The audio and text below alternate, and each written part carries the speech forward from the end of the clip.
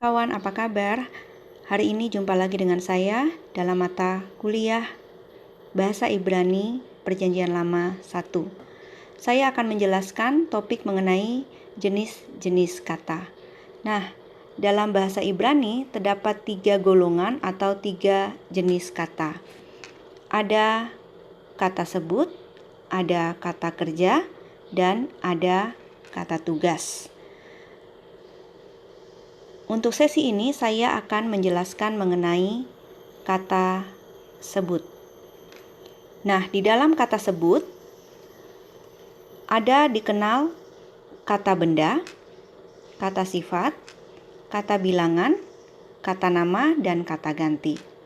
Kata ganti bisa kata ganti untuk benda, juga bisa kata ganti untuk orang. Nah, saya akan menjelaskan dulu apa itu kata sebut. Kata sebut mencakup semua kata yang menyebut sesuatu yang ada atau sesuatu yang eksis. Apa itu? Bisa orang, bisa binatang, hewan, bisa benda, atau bisa sesuatu baik konkret maupun abstrak. Ya. Lalu kemudian karena dia mencakup kata benda, kata sebut juga termasuk kata sifat dan kata bilangan. Karena kata sifat dan bilangan atau jumlah selalu menjelaskan benda. Nah, biasanya kata sebut itu nampak dalam subjek atau objek dalam kalimat. Kita mulai dengan kata benda. Udah tahu kata benda ya? Nah, contoh, saya langsung kepada contoh. Di sini ada kata Elohim yang artinya Allah. Elohim tergolong kata benda karena dia eksis, dia ada. Contoh kedua, Eretz atau bumi, negeri. Ini sudah pasti adalah kata benda. Lalu Iyad atau tangan. Ini juga kata benda. Dan ketiga contoh tersebut adalah kata benda dalam bentuk konkret. Contoh yang keempat ada syeur yang artinya adalah pelajaran.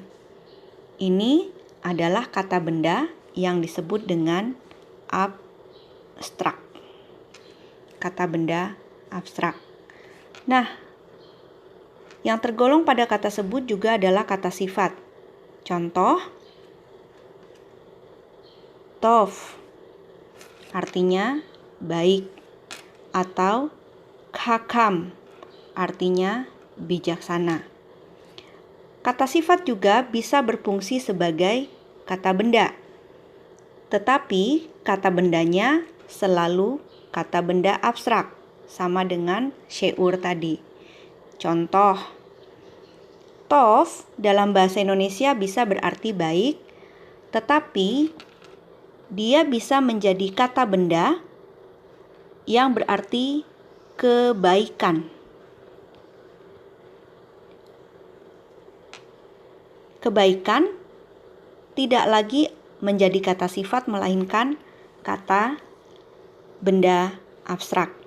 Hakam, dia adalah kata sifat yang berarti bijaksana, tetapi dia bisa juga menjadi kata benda abstrak. Kira-kira bunyinya apa dalam bahasa Indonesia? Kebijaksanaan. Tapi dalam bahasa Ibrani kebaikan tetap berbunyi tov, kebijaksanaan tetap berbunyi hakam. Yang tergolong dalam kata sebut juga adalah kata bilangan. Nanti saya akan jelaskan tersendiri untuk kata bilangan. Ya.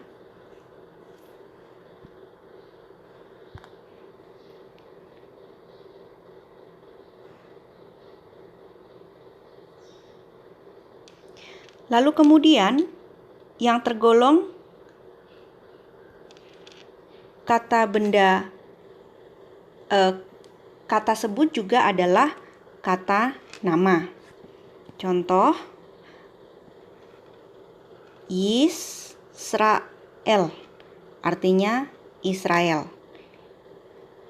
Dan Moshe artinya Musa.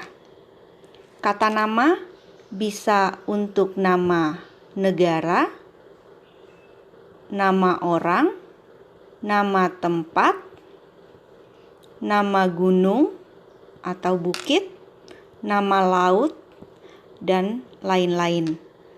Semua itu tergolong dalam kata nama.